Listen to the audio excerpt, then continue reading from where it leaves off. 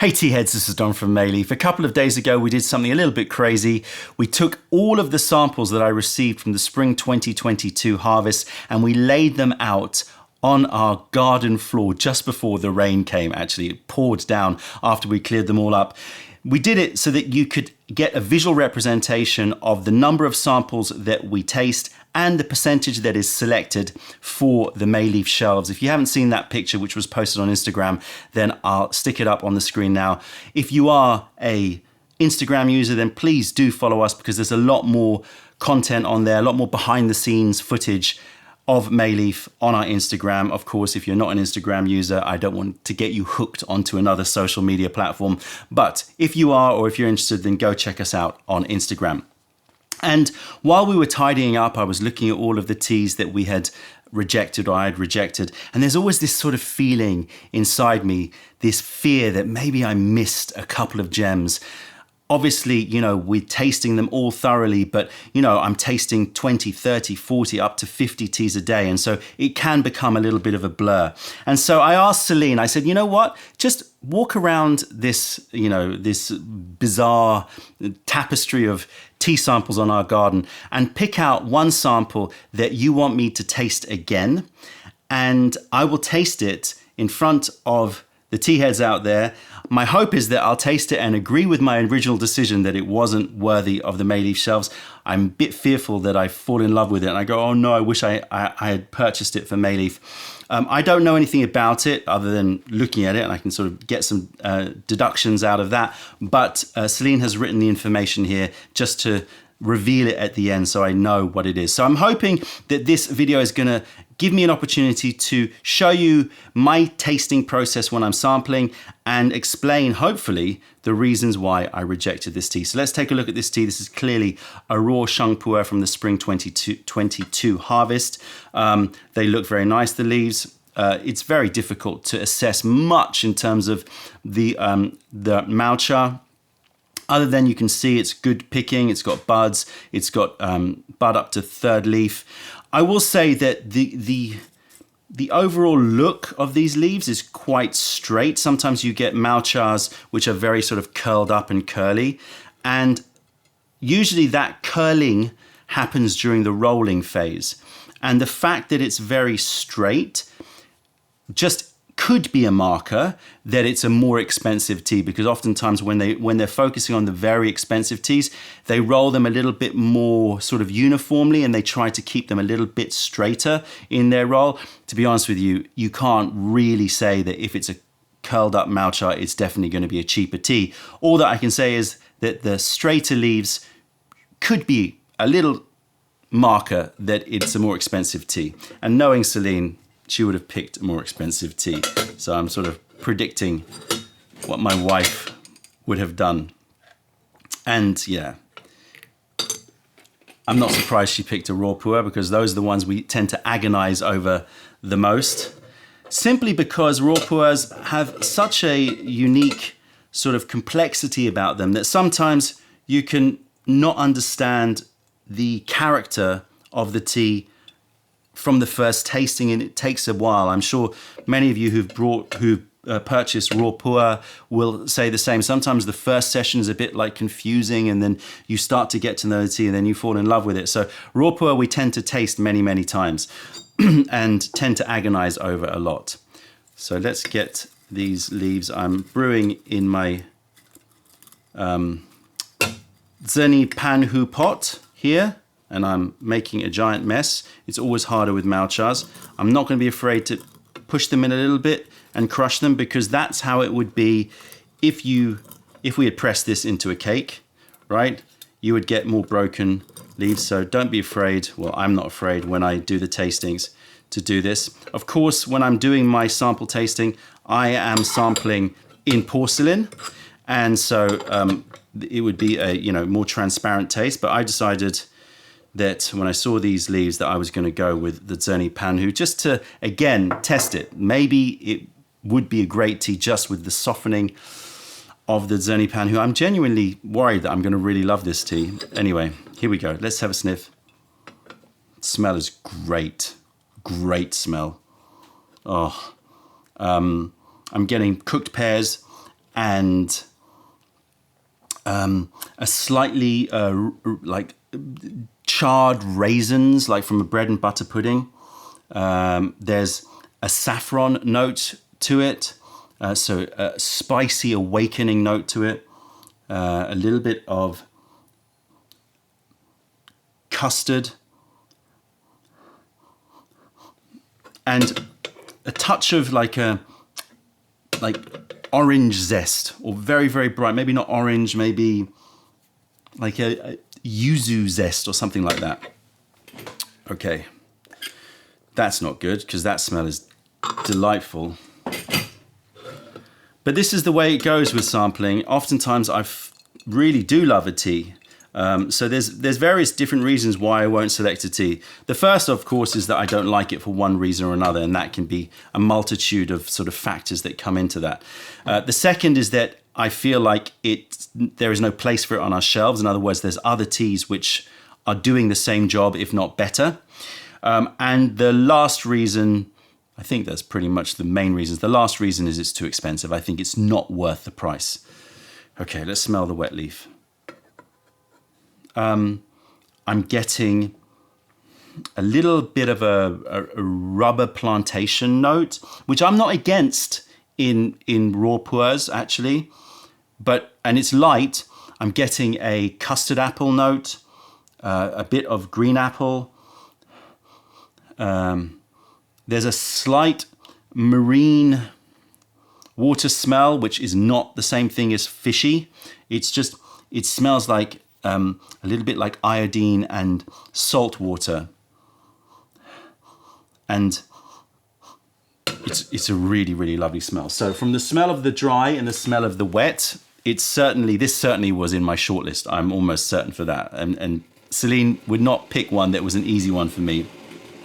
So this would definitely be in the shortlist. Nose dry, nose wet, really, really like it. Got real character, got real presence, and quite a sharp character, quite in your face character, which I like. Let's give this a brew up.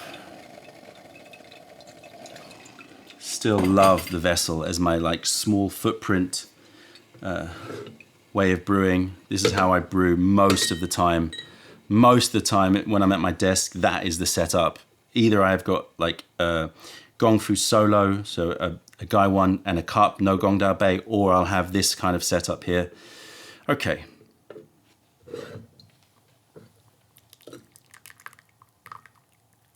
Color of the liquor is fairly green,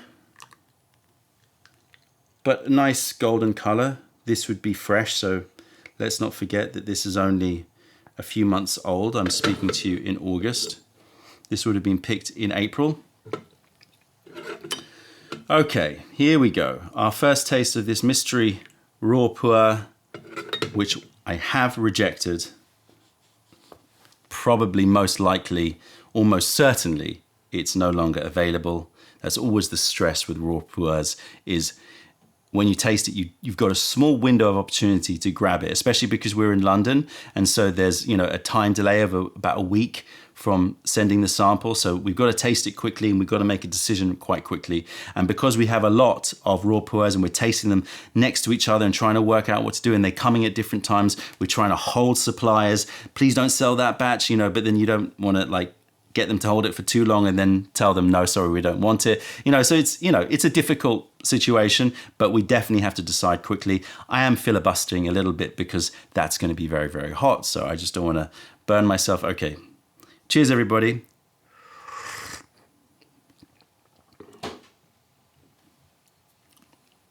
Texture. Medium. Not particularly thick, but what is really striking about this tea is the movement of minerality. There's a potency to it. You put it in your mouth, and after you swallow, you get this echo that starts at the front of your mouth and sweeps all the way to the back of your throat. That is just this zing of mineral. I find it always impossible to describe this sensation, but raw pu-erh lovers out there will know what I mean. But this has it in spades, this mineral sweep, which is not dry, it's not bitter, it's more of just a sensation.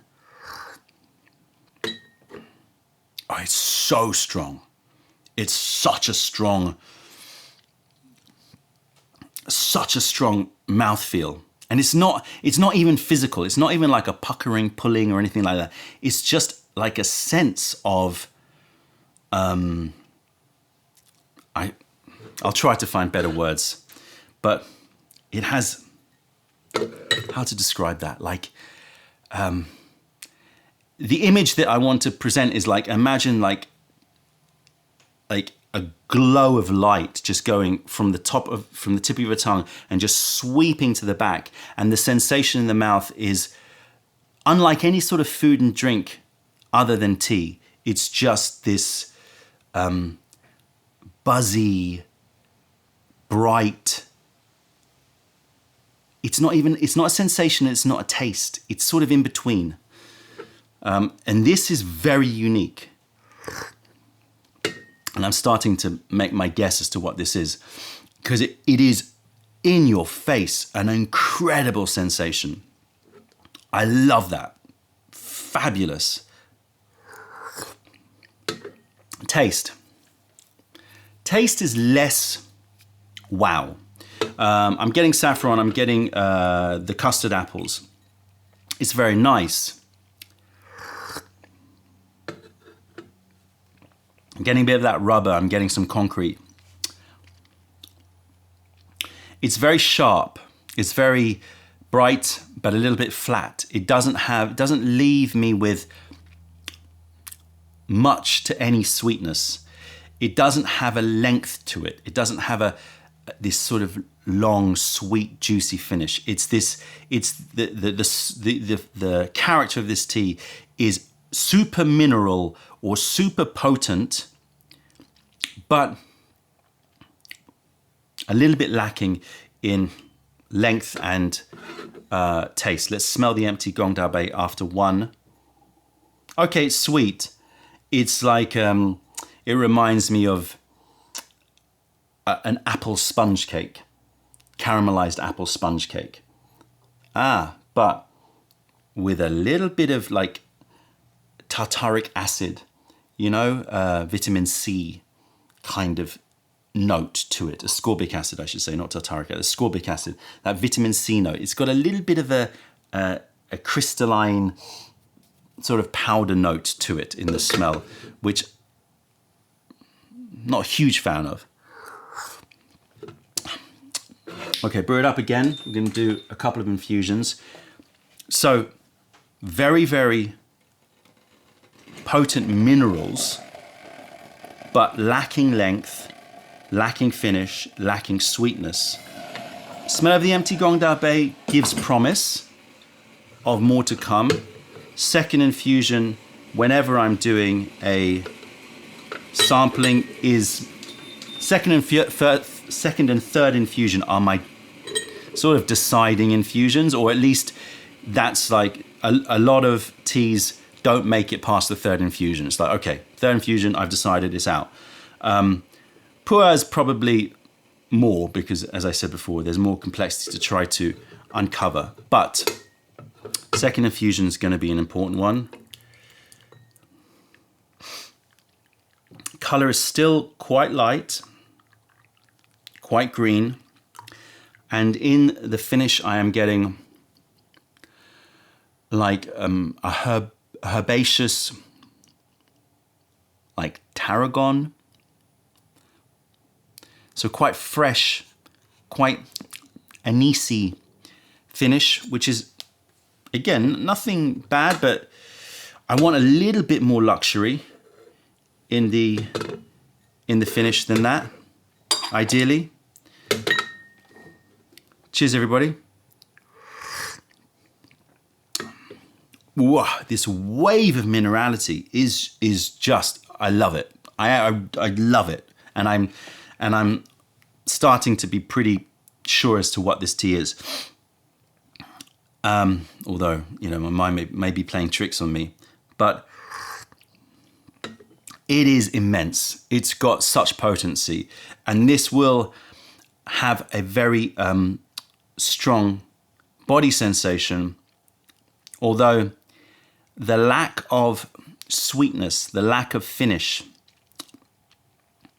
I mean, let's describe the finish. At the back of my tongue and the roof of my mouth, but at the back, I'm getting this like humming, again, brightness, this humming bright lightness, but it's starting to move a little bit into the sort of paracetamol, tiny bit of paracetamol bitterness. It's a bit persistent.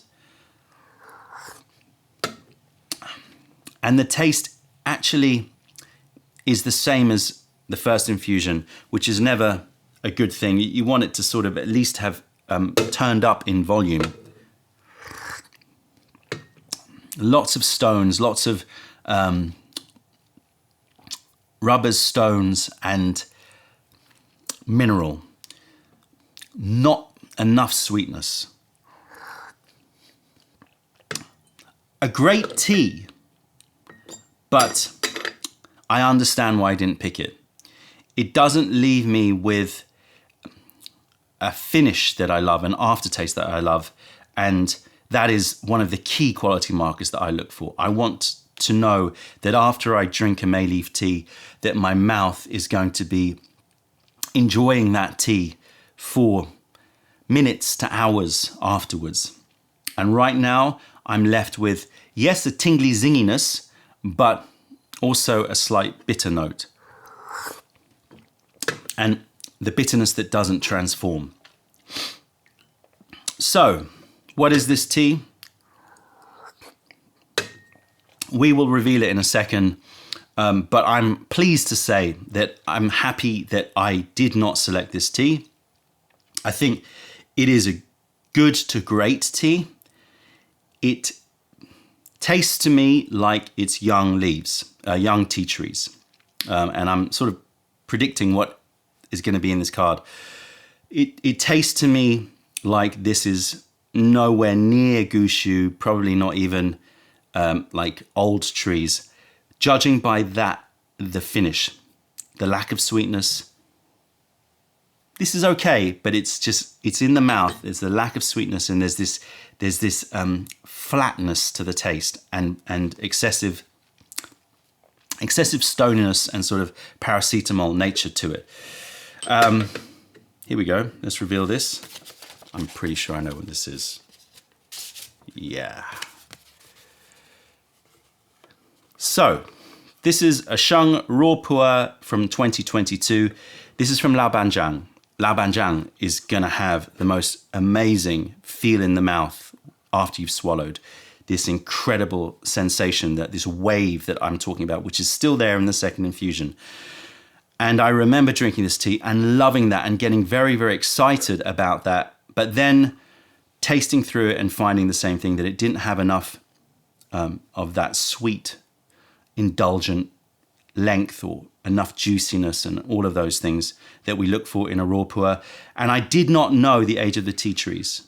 And I remember reaching out to the producer and asking them, what's the age of the tea trees? And I think I put in brackets, I assume pretty young, because I didn't want to give them the sort of, even tempt them into lying to me about it. So, I assume pretty young, and they came back, to their credit, they came back and they said 30-year-old tea trees. This is why it's important that we build trust with our scouts and our producers. And it tastes like a 30-year-old tea tree. And the price, as you can see, is mind-boggling. I mean, this would be something in the region of $850 for a 200-gram cake.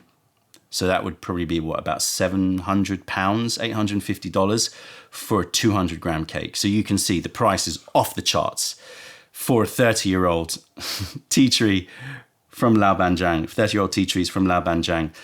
So clearly, once I found out the price and all the details, that backed up what I had tasted, and it was never going to be purchased. But I like to make the decisions about whether or not I want the tea, not necessarily whether or not I'm going to purchase it, but whether or not I want the tea without knowing about too much about the tea, without knowing the price, because that's, you know, not helpful to me. It's better for me to just judge it on its own merits. Yeah, I remember tasting it, loving that minerality, finding that wave to be really, really great, but deciding that the taste was not quite right, and then finding out it was Laobanjiang, and then finding out the price and the age. One more infusion though of this very, very, very expensive tea. Third infusion. Body sensation is starting to come. I'm getting some jittery, you know, caffeine note. It's giving me the sweats, a little bit of heat, but it's just not the same character, not the same sort of deep-seated character in terms of body sensation that you get compared with older trees, in my opinion. So there you go, last infusion of this Laobanjiang. If you are interested in me tasting more of the rejects and explaining why I didn't select them, then please do let me know. As I said, this was just prompted by me seeing all of these samples all over my garden floor. So it was just like a one-off. But if you're interested in me doing this, just so that I can maybe explain the quality markers or lack of those quality markers, so that you can, you know, better assess the tea that you are tasting. That's it, tea heads. Check out other videos, taste our teas wherever you're in the world by browsing mayleaf.com, and come visit us if you're ever in London. Other than that, I'm Don from Mei Leaf. Thank you for being a part of the revelation of true tea. Stay away from those tea bags. Keep drinking the good stuff and spread the word, because nobody deserves bad tea. Bye.